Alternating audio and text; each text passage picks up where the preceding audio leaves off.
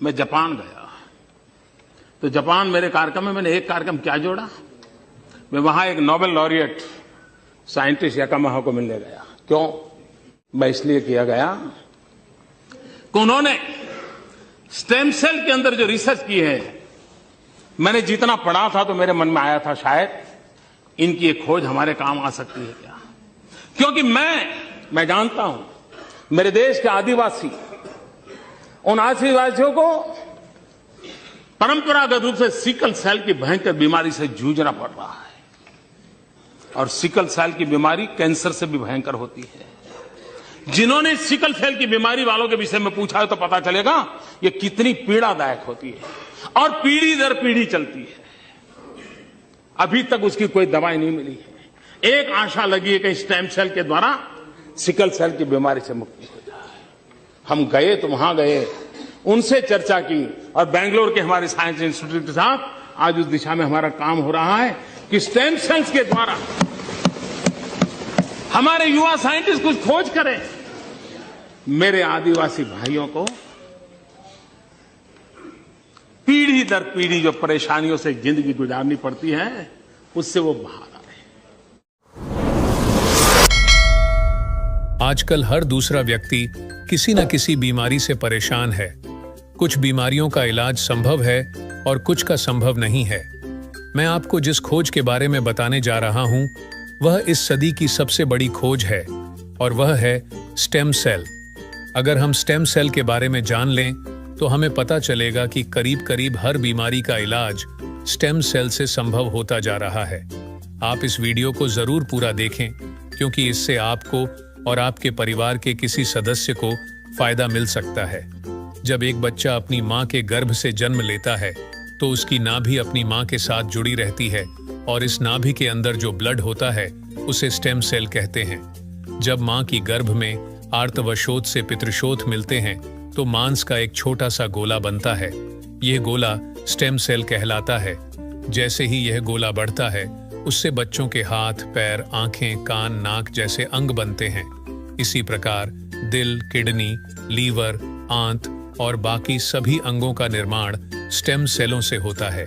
Stem cell मूल रूप से सभी अंगों के निर्माण में मदद करता है, क्योंकि स्टेम सेल विभिन्न प्रकार की विशेष सेल्स का निर्माण करता है, जैसे न्यूरॉन्स ब्रेन के लिए, कार्डियक सेल्स हृदय के लिए, और अन्य 220 प्रकार के आर्गन का निर्माण करता है।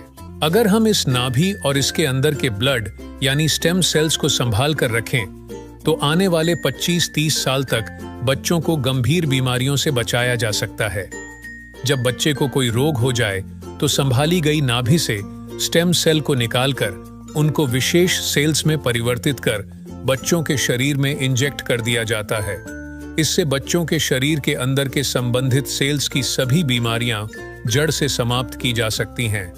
लेकिन इस नाभि को ब्लड बैंक की तरह संभालने और पुनरारोपण का खर्च बहुत अधिक होता है, जिसे हर कोई अफोर्ड नहीं कर सकता। सभी अंगों के स्टेम सेल अलग अलग होते हैं, लेकिन मूल रूप से स्टेम सेल सभी अंगों का निर्माण करने में सहायक होते हैं।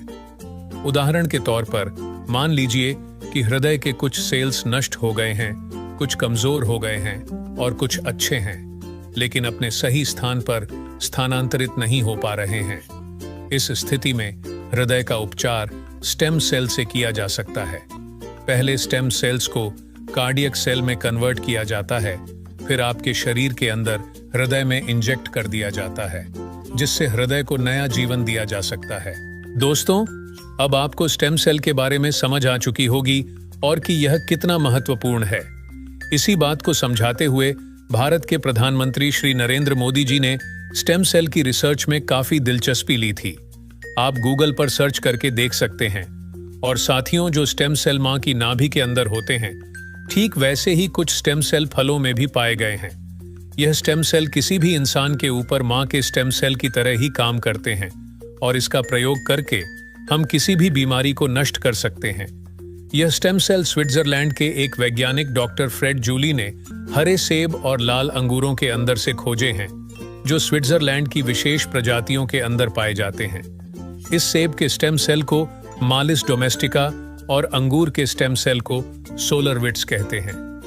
मां की नाभि से मिलने वाले स्टेम सेल सिर्फ बच्चे और उसके माता पिता के ही काम आ सकते हैं, लेकिन फलों से मिलने वाले स्टेम सेल किसी भी इंसान के ऊपर मां के स्टेम सेल की तरह ही काम करते हैं और यह फलों के स्टेम सेल इंसानी शरीर में नए सेल बनने की प्रक्रिया को तेज कर देते हैं, जिसकी वजह से इसका प्रयोग करके हम किसी भी बीमारी को इंसानी शरीर से नष्ट कर सकते हैं और फलों से पाए जाने वाले यह स्टेम सेल पूरी मानव जाति के काम आ रहे हैं। सालों की मेहनत के बाद काफी देशों में लाखों लोगों के इलाज में यह स्टेम सेल सहायक हो चुके हैं और हो रहे हैं। इसी काम को आगे बढ़ाते हुए सिंगापुर की एक कंपनी नेचर फॉर एवर ने बायोसिलिक्स नाम की बहुत अच्छी फॉर्मुलेशन तैयार की है, जिसमें सेब के स्टेम सेल मालिस डोमेस्टिका और अंगूर के स्टेम सेल सोलर विट्स के अलावा astaxanthin, melon SOD, coenzyme Q10, blueberry, strawberry, blackberry और भी बहुत अच्छे एक्टिव इंग्रेडिएंट्स डाले गए हैं, जो प्रोडक्ट की इस फॉर्मुलेशन को बहुत ही शानदार बनाते हैं। जो कोई भी इस प्रोडक्ट को इस्तेमाल करता है, उसकी हेल्थ बहुत तेजी से सुधरेगी। इस प्रोडक्ट की फॉर्मुलेशन बहुत ही शानदार और अत्यधिक प्रभावी है। खुद को और अपने परिवार को क्रोनिक बीमारियों से बचाने के लिए बायोसिलिक्स का इस्तेमाल जरूर करें और इस जानकारी को अपने सभी दोस्तों और रिश्तेदारों से जरूर साझा करें। धन्यवाद।